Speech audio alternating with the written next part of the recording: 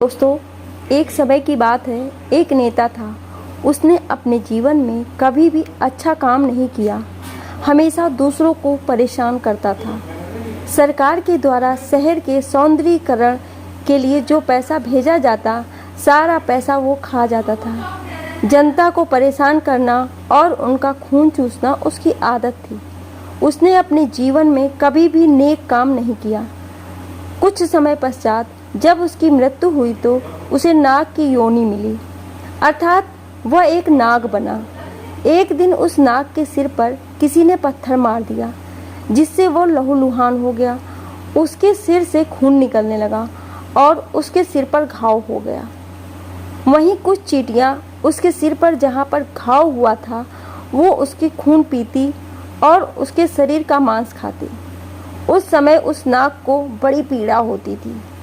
वह अपने सिर को बहुत झटकता कि चींटियां भाग जाएं, लेकिन जितना ज़्यादा वो अपने सिर को झटकता उतनी ही ज़्यादा और चींटियां उसके सिर आ जाती और उस नाग का खून चूसती और उसका मांस खाती। दोस्तों, अब आप सोच लीजिए कि उसके शरीर से सिर्फ जान नहीं निकल रही थी, बाकी सारी दुर्गति उसके साथ हो जाती थी।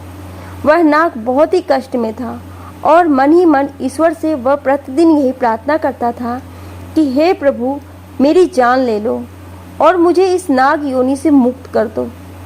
एक दिन उसे रास्ते में एक साधु गुजर रहा था। उस साधु को देखकर उस नाग ने साधु को प्रणाम किया। साधु ने उसकी दुर्दशा देखी, जिससे उस साधु का हृदय पिघल गया। उस नाग ने साधु से प्रार्थना की कि हे साधु महाराज, वही एक पत्थर पड़ा हुआ है, उस पत्थर को मेरे ऊपर फेंक दो, जिससे मुझे मृत्यु मिल जाए। मृत्यु के बाद मुझे ये कष्ट तो नहीं भोगना पड़ेगा। उस साधु ने नाग से कहा कि मैं तुम्हें मार दूंगा तो तुम्हें तो इस योनि से मुक्ति तो मिल जाएगी, लेकिन नाग हत्या का पाप मेरे सिर पर आ जाएगा, इसलिए मैं ये पाप बिल्कुल भी नहीं करूँगा। तब उस नाग ने साधु महाराज से कहा कि ऐसा मैंने कौन सा पाप किया था जिससे मुझे इतना कष्ट भोगना पड़ रहा है। तब साधु महाराज ने कहा कि पिछले जन्म में तुम एक नेता थे और सरकार के द्वारा जो भी पैसा जनता के लिए भेजा जाता था वो सारा पैसा तुम ही रख लेते हैं और जनता की भलाई के लिए तुमने एक भी नेक काम नहीं किया।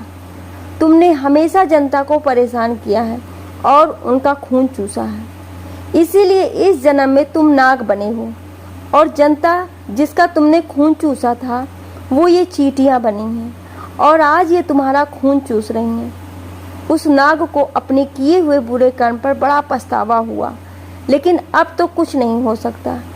इसीलिए दोस्तों, प्रत्येक मनुष्य को अपने अच्छे बुरे कर्मों का फल भोगना ही पड़ता है। शिक्षा। दोस्तों, हमें इस कहानी से ये शिक्षा मिलती है कि हमें कभी भी दूसरों के साथ गलत नहीं करना चाहिए। हमें दूसरों को कभी भी परेशान नहीं करना चाहिए।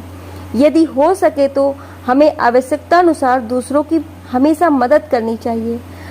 समय रहते दान पुण्य जैसे कार्य करने चाहिए और दूसरों का हमेशा भला करना चाहिए, जिससे हमारा लोक और प्रलोक दोनों सुधर सके।